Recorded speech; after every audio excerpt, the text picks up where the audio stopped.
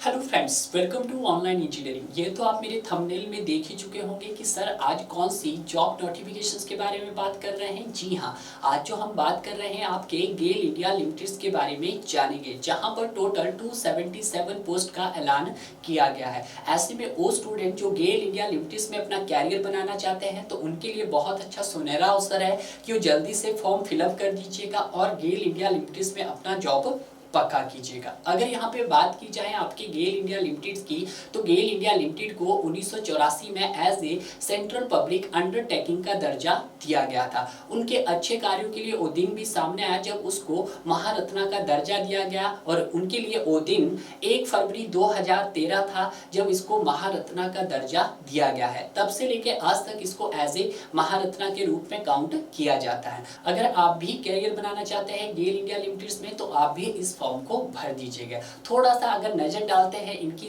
Vacancies के ऊपर कि जो इन्होंने टोटल 277 सीट निकाली है, ये आपके किन किन स्टूडेंट्स के लिए इन्होंने वैकेंसीज निकाली है, जरा सा एक नजर डालते हैं। अगर यहाँ पे बात की जाए सबसे पहले आपके पोस्ट कोड 1 की, जिसमें इन्होंने एज ए चीफ मैनेजर की पोस्ट निकाली है। टोटल जो वैकेंसीज निकाली है आपके पास वो 5 वैकेंसी निकाली है। उसी तरह से सीनियर इंजीनियरिंग रिन्यूएबल एनर्जी में 15 वैकेंसी निकाली है, जबकि सीनियर इंजीनियरिंग केमिकल में इन्होंने 13 वैकेंसी निकाली है। सीनियर इंजीनियरिंग मैकेनिकल की बात करते हैं तो 53 वैकेंसीज है, जबकि सीनियर इंजीनियरिंग इलेक्ट्रिकल में 28 वैकेंसी है।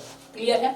अगर हम बात करते हैं आपके सीनियर इंजीनियरिंग इंस्ट्रूमेंटेशन में 14 है, जबकि सीनियर इंजीनियरिंग गेल्टेल में आपके पास 3 वैकेंसीज है। सीनियर इंजीनियरिंग मेट्रोलॉजिकल में 5 है। Senior officer fire and safety में 25 वैकेंसी है। अगर हम बात करते हैं सीनियर ऑफिसर में तो 32 वैकेंसी है, जबकि सीनियर ऑफिसर मार्केटिंग में यहाँ पर 23 है।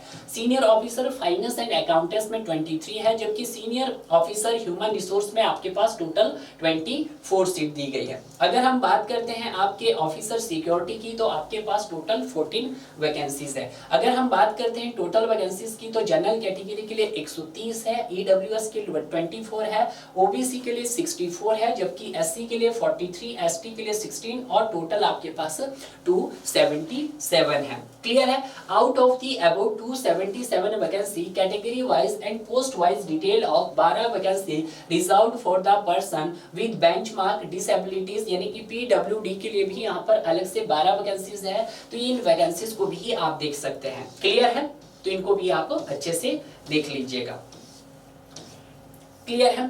अब यहाँ पे बात करते हैं इनके मिनिमम क्वालिफिकेशंस के, मिनिमम एक्सपीरियंस की और एज लिमिट और इनके सैलरी अमाउंट की। अगर यहाँ पे बात करते हैं जो आपका पहला पोस्ट कोड है जिसमें आपके पास पोस्ट निकली है एज ए चीफ मैनेजर, तो उन्होंने जो बोला है कि जो आपका पे स्केल रहेगा वो आपका 90,000 से लेकर 2,40,000 के बीच में रहेगा। अगर हम बात करते हैं इसके अपर एज लिमिट की तो अपर एज लिमिट यहाँ पर 40 ईयर्स है। इन्होंने क्या मांगा है कि आपके पास बीटेक की डिग्री होनी चाहिए, वो आपके पास एज ए इलेक्ट्रिकल भी हो सकती है, मैकेनिकल भी हो सकती है, इंस्ट्रूमेंटेशन भी हो सकती है और एज ए आपके पास केमिकल भी हो सकती है। कम से कम आपके पास 65% मार्क्स होने चाहिए। और इन्होंने जो एक्सपीरियंस मांगा है वो कम से कम आपके पास 12 साल का एक्सपीरियंस होना चाहिए।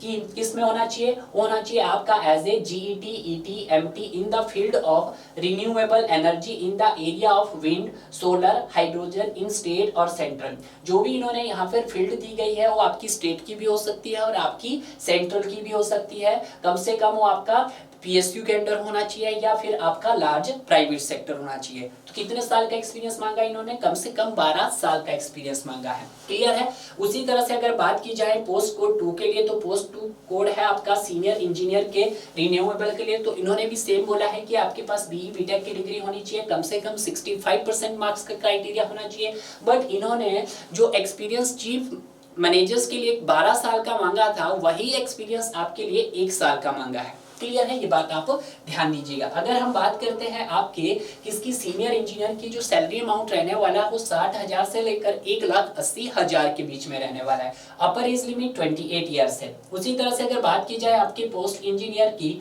Post senior engineering as a chemical, तो उसके लिए भी उन्होंने सेम मांगा है, आपके पास सेम क्वालिफिकेशंस मांगा है। कम से कम आपके पास 1 साल का एक्सपीरियंस होना चाहिए। क्लियर है। और 65% मार्क्स होने चाहिए। उसी तरह से एज ए मैकेनिकल वालों के लिए भी उन्होंने बोला है कि आपके पास कम से कम 65% मार्क्स होने चाहिए और 1 साल का भाई आपके पास भी एक्सपीरियंस होना चाहिए। इलेक्ट्रिकल वालों के लिए भी सेम क्राइटेरिया है। क्लियर, आप देख सकते हैं। इंस्ट्रूमेंटेशंस वालों के लिए भी सेम क्राइटेरिया यहाँ पर। अगर हम बात करते हैं सीनियर इंजीनियरिंग गेल टेल के लिए भी, तो वो भी आपके लिए सेम क्राइटेरिया है, सेम सैलरी है। मेट्रोलॉजिकल सेम है यहाँ पर।